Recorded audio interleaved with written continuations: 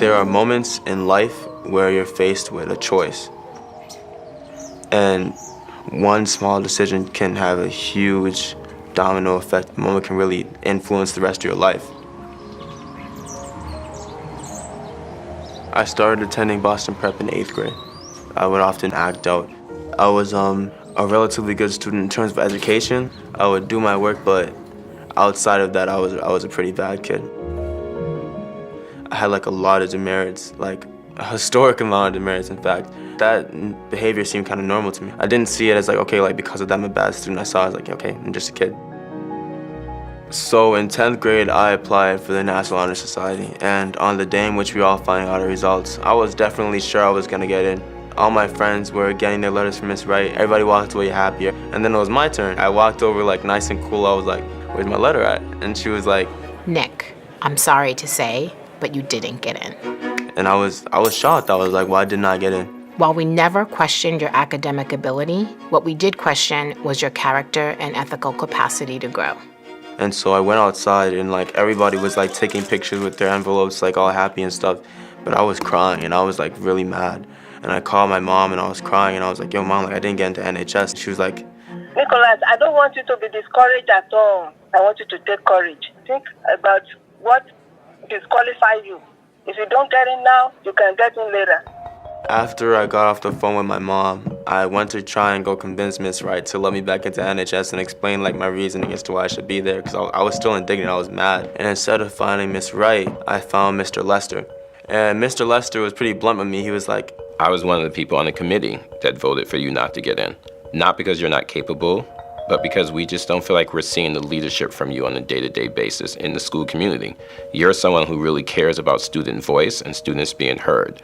You should show that leadership by applying for the student senate. Crazy enough, I did it because I wanted to prove to him that I was capable of being a leader, but I had no intention of winning. The odds were pretty stacked up against me. And then my friend Arius, he was like, Nick, like, yo. You miss every shot you don't take. If you don't like try, you'll never know. Like if you want to get good, you have to put in the work. And I remember standing up there on the day of the actual election, giving my speech. It was nerve-wracking. I was shaking, I was freaking out. And then I gave the speech, and I remember walking back to my seat and everybody was clapping and stuff. And I was like, wow, like, that just happened. Like, you just spoke in front of a good amount of people, Nick. Like, that's pretty crazy. So I won, surprisingly enough. But just because I was put in a position of leadership doesn't necessarily mean I actually know what it meant to be a leader. Ms. Tomlinson and Mr. Springer played a huge role in helping me develop as a leader. Being a leader means owning your responsibilities and owning that you are a model of what a Boston Prep student is supposed to be. You need to choose to be a leader. You need to step up. At the end of junior year, I didn't really want to run for president. And then Ms. Tomlinson, who was the advisor for Student Senate, she pulled me to the side on the day before it was cutoff date. And she's like, I see you haven't applied for president. People look to you for your leadership. You stepping into this is not for yourself, but for all of us. And so I ran again, and I went to my senior year as president of the student body.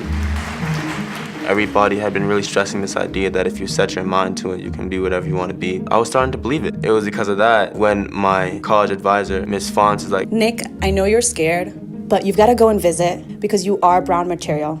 I believed her. The idea was scary, but I applied anyways. The day came where we were gonna find out whether or not we got into the school. I waited until like the last train, and I got home, and I was like, okay, let's get this over with. Like, let's rip the Band-Aid off. And I pressed open, and confetti rained down the screen, and it was like, congratulations, Nicholas Adler, you got into Brown.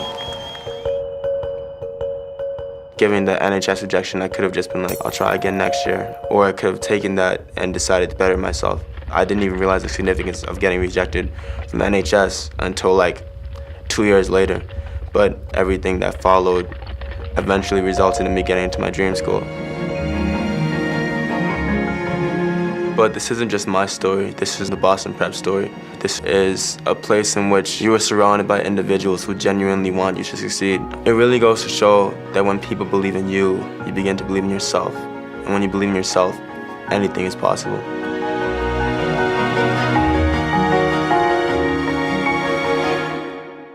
One moment really can change everything.